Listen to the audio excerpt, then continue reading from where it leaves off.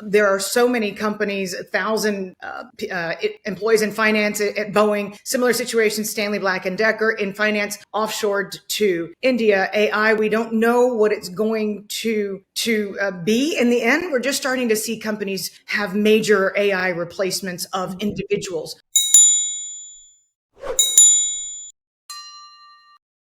In this enlightening video, join Danielle De Martino Booth, a renowned economic thinker and commentator, as she unravels the complexities of our current economic landscape with unparalleled insight. With her expert analysis, we'll explore the cutting-edge intersection of artificial intelligence, employment trends, and the transformative shifts in the real estate sector.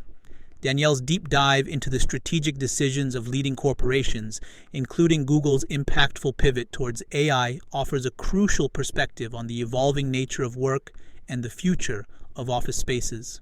Going back to January of 2012, we were able to run a full correlation, and we've run that about 3 times here, I want to say in the last 12 months or so. Steady as she goes, 0.97% correlation. It's probably the best look into the out over the horizon view of what it's going to be. They're constantly adding new inputs. They added hotels a few months ago, and that was actually when they gapped down. And then more recently, they had a very broad base. 10 out of the 12 major categories took a step down, and that's what took them south of 1.5%. So they're seeing what we're seeing in real time. They're also going to reflect things like the average apartment in Nashville is now 4 months of rent for free. I know here in Dallas, it's more like 3 months of rent for free. You won't see that picked up in any official metric, but they'll get those nuances into their data based on what the actual effective rents are going to be. There's a lot less lag time, but I give headline CPI about 6 months, and we pretty much know where it's headed. I always try and fall back on my mentors, 2 older gentlemen who've been in the business about 50, 60 years, and they're I'll paraphrase. They're not even pretending anymore. So the statisticians at the Bureau of Labor Statistics, they're not even pretending to understand what's going on with the data anymore. And the other big factor that is very real, right? Google reported a $2.1 billion charge for calendar year 2023. They went on to say that they would have $700 million in severance charges in the first quarter, ended the end of March. So one of the things that I'm discovering there's not data on, and I'm desperately seeking it, is the aggregate of what severance pay is. November of 2022, Amazon kicked off this white collar layoff cycle, 10,000 employees at its headquarters and it's in IT engineers.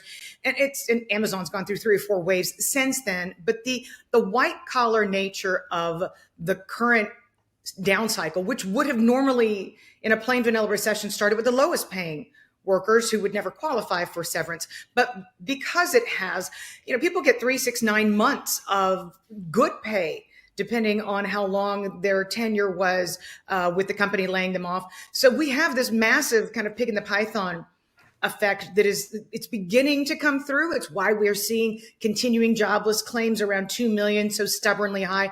Last week, they just kicked over their 2019 levels. So we're finally starting to see some of the layoff numbers kick above and beyond, which is not good, where they were in 2019 when global trade was last contracting on an annual basis, which every time that's happened, the U.S. economy has slipped into recession.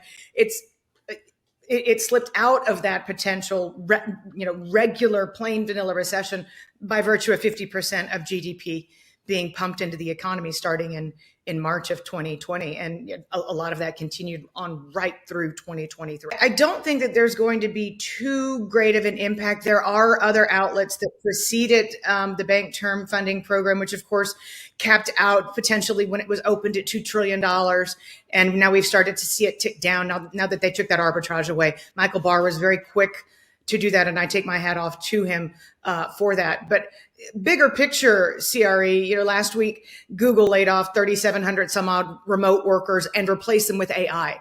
And I think that when I was speaking to a group of multifamily investors a few days ago, the risk that I explained to them is that they could see office as a permanently impaired asset class.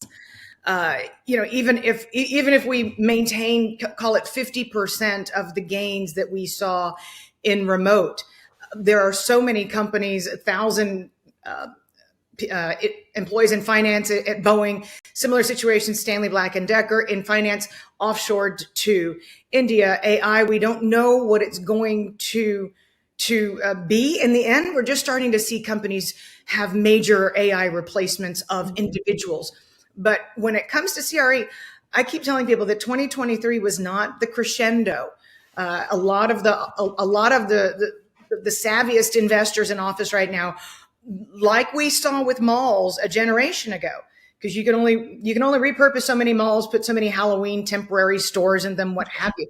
But a lot of really shrewd developers are saying, I want to know where that office building is and what the land underneath it is worth. If I'm not going to be able to repurpose this, and if office is permanently impaired, we're just not going to need as much going forward. And so I think is the stress is starting to flow into multifamily and even industrial.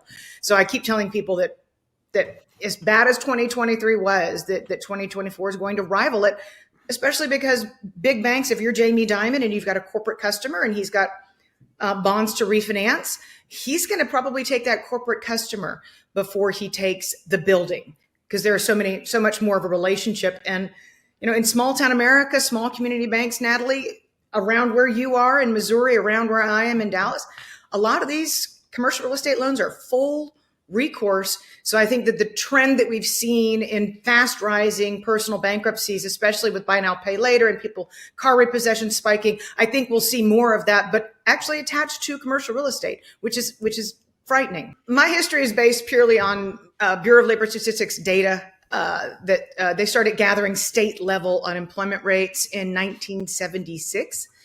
So when you look back in time, when 50 or more states, 51 would include Washington, D.C. But once you cross that Rubicon of 50, and we ran the data down to the third decimal back to 1976, once you cross 50 states, you are in recession, or at least you have been 9 out of 9 times in the history.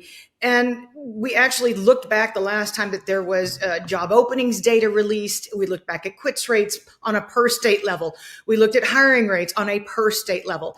We looked at firing rates on a per state level. And again, once you cross certain thresholds, you've been in recession.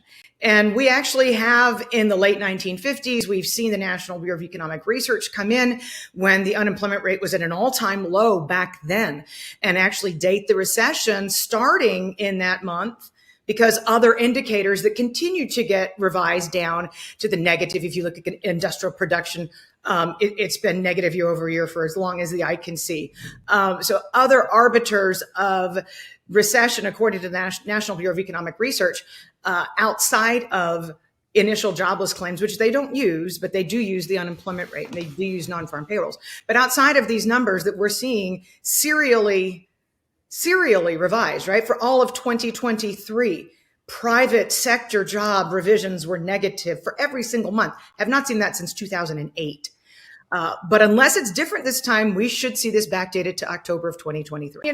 All I can say is that, again, this is a situation where you have to be excruciatingly, painfully patient. The difference between the establishment and the household survey when it comes to jobs, it's never been as wide as it is today. The difference between gross domestic income and gross domestic product, it's never been as wide as it is today.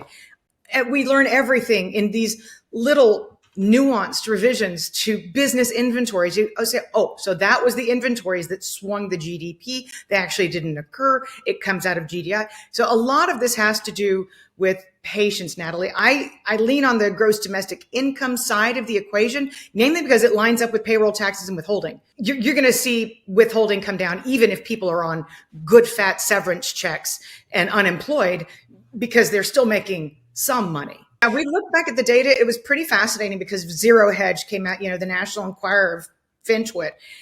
Zero Hedge came out with some graph that said, we haven't created a full-time job since February of 2023. I kind of went back to my team and I said, that can't be right. This has got to be scaremongering, fear tactics, blah, blah, blah, blah, blah. Let's look at this on a longer time frame and see what we're doing here. And it was interesting. So in January of 2024, full-time job growth was 0.7%.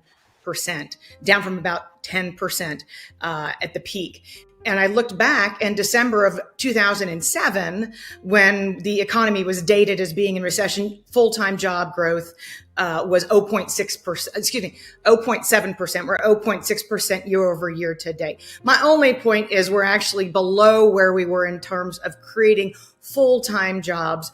And again, in terms of the private sector in isolation, because 81% of the jobs created last year were in government social assistance, healthcare, to put a floor under that social assistance, leisure and hospitality. Those are a lot of low paying jobs. But because of that complexion, you have to sometimes look deeper. And right now, when it comes to full-time job creation, we've fallen down. And you had 700 and some odd thousand people drop out of the labor force.